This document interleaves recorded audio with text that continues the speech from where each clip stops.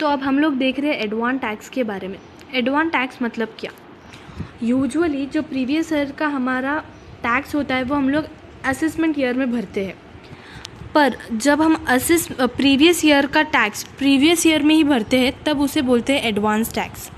मतलब क्या, जब हमारी इनकम होती है तभी हम लोग टैक्स भरते हैं, तो उसे हम लोग बोलेंगे advance tax.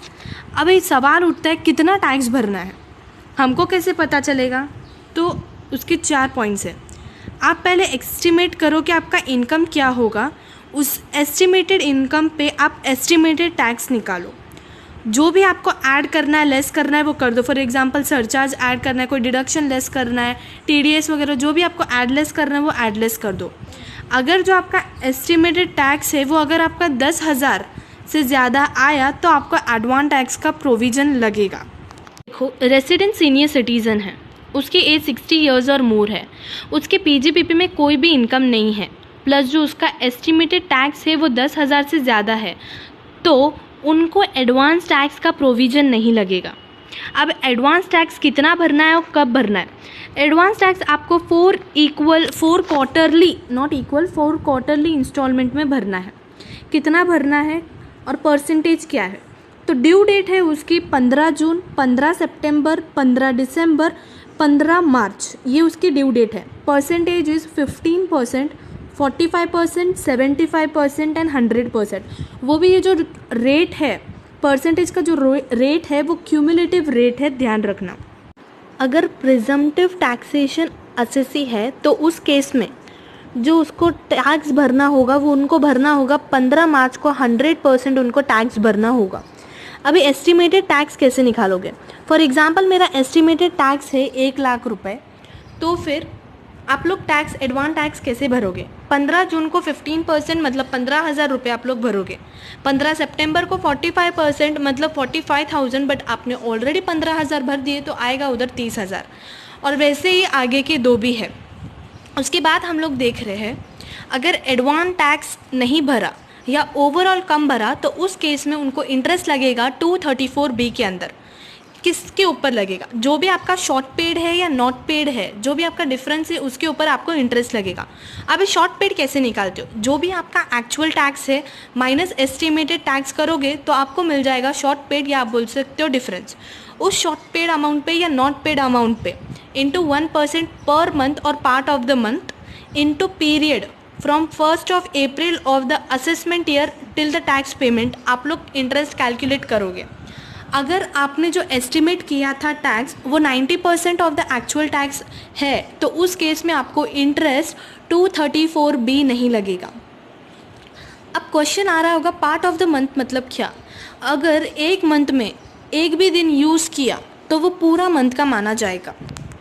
Very good, very good. अब अभी मैंने अगर एडवांस टैक्स का जो इंस्टॉलमेंट था वो मैंने कम भरा तो वहाँ पे उस केस में मेरे को इंटरेस्ट अट्रैक्ट हो जाएगा 234C।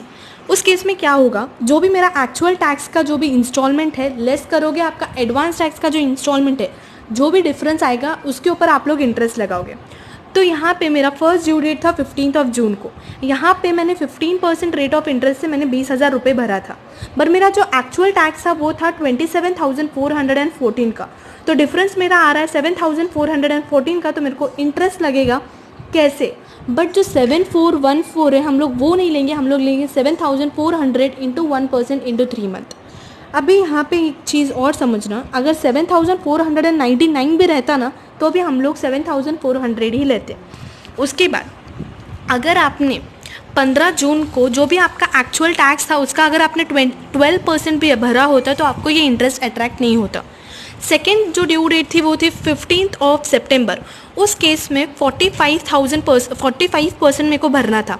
मैंने मैंने भरा 25,000, मैंने इन टोटल भर दिया 45,000, बट मेरा जो एक्चुअल टैक्स था वो था 82,242, तो उस केस में एक्स्ट्रा पे मेरा इंटरेस्ट लग जाएगा। अगर आपने 15/9 को एक्चुअल टैक्स का अगर 36% भी अगर आपने भरा होता तो आपको ये इंटरेस्ट अट्रैक्ट नहीं होता। तो मेरी थर्ड ड्यू डेट थी वो थी 15 दिसंबर को, वहाँ पे मेरे को 75% भरना था, बट मैंने उधर कुछ भी नहीं भरा, मतलब मैंने अब तक 45,000 ही भरा है और एक्चुअल में मेरे को भरना चाहिए था 1,37,070।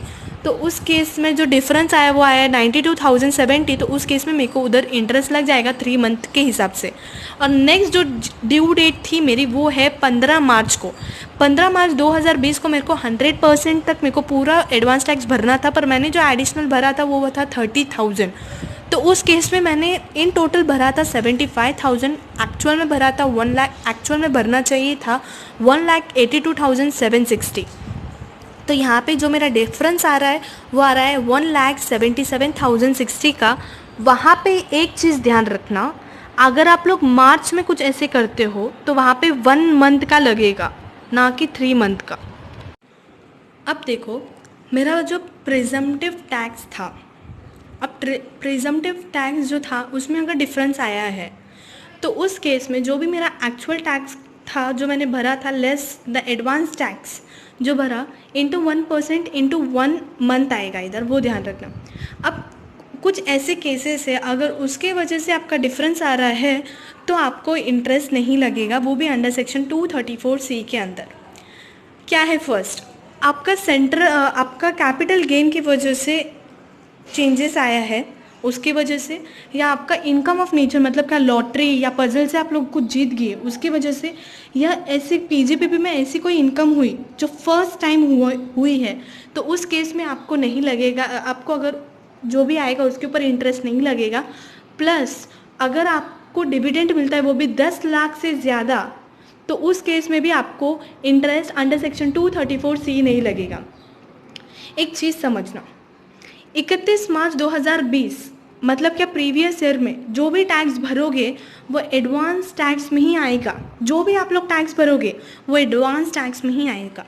अब देखो अगर मेरा कैपिटल गेन अराइज हुआ है, फॉर एग्जांपल जो मेरा कैपिटल गेन अराइज हुआ है वो मेरे ड्यू डेट के बाद ही हुआ है, तो उस केस में क्या होगा, जो मेरी एंटायर अमाउंट होगी वो टैक्सेबल तो है पर उसके ऊपर इंटरेस्ट नहीं लगेगी, तो वो आपको टैक्स कब भरना है, इन द नेक्स्ट इंस्टॉलमेंट, जब आप लोग नेक्स्ट इंस्टॉलमेंट भरोगे तब, या अगर आपका कोई आगे कोई इंस्टॉलमेंट ही नहीं है तो आपको 31 मार्च तक आपको वो अमाउंट भर देना है, मतलब टैक्स आपको भर देना है। अब देखो अगर आपने क्या किया, रिटर्न फाइल करने में डिले कर दी, रिटर्न जो फाइल करते हैं उसमें अगर आपने डिले कर दी तो आपको वहाँ पे लगेगा इंटरेस्ट 234A। कौन सा इंटरेस्ट लगेगा, 234A। अगर आपने रिटर्न फाइल करने में डिले कर दी तो आपको वहाँ पे इंटरेस्ट लगेगा 234A के अंदर। कितना इंटरेस्ट लगेगा, जो भी आपको रिटर्न फाइल करना था, अगर मैंने रिटर्न फाइल करने में डिले कर दिया तो वहाँ पे मेरे को इंटरेस्ट लगेगा 234A के अंदर। कितना लगेगा, जो भी मेरे को टैक्स पेबल था रिटर्न फाइल करते वक्त उतना इंटू 1% पर मंथ और part of the month into from the next day after the due date till the actual payment, उतना तक आपको इंटरेस्ट लगेगा। अभी क्या है, अगर credit of the self assessment tax है तो वो दे देंगे अगर पेड है up to what due date और रिटर्न फाइलिंग, अगर उस दिन तक अगर आपका पेड है तो ही आपको क्रेडिट मिल जाएगा किसका, सेल्फ असेसमेंट टैक्स का। अब देखो 234F ये क्या बोलता है, फ़ी, ये फ़ी के बारे में बात करता है for default in return of income, मतलब क्या आपने रिटर्न फर्निश किया up to 31/12 of the assessment year तो आपको फ़ी लगेगा 5,000 तक, या after 31/12 of the assessment year तो आपको फ़ी लगेगा 10,000 तक। अगर टोटल इनकम 5 लाख से ज़्यादा नहीं तो मैक्सिमम फ़ीस लगेगा ₹1,000। अगर आपका जो भी टोटल इनकम है वो 5 लाख से ज़्यादा नहीं है तो मैक्सिमम फ़ी जो आपको लगेगी वो लगेगी 1 लाख रुपए, ये ध्यान रखना।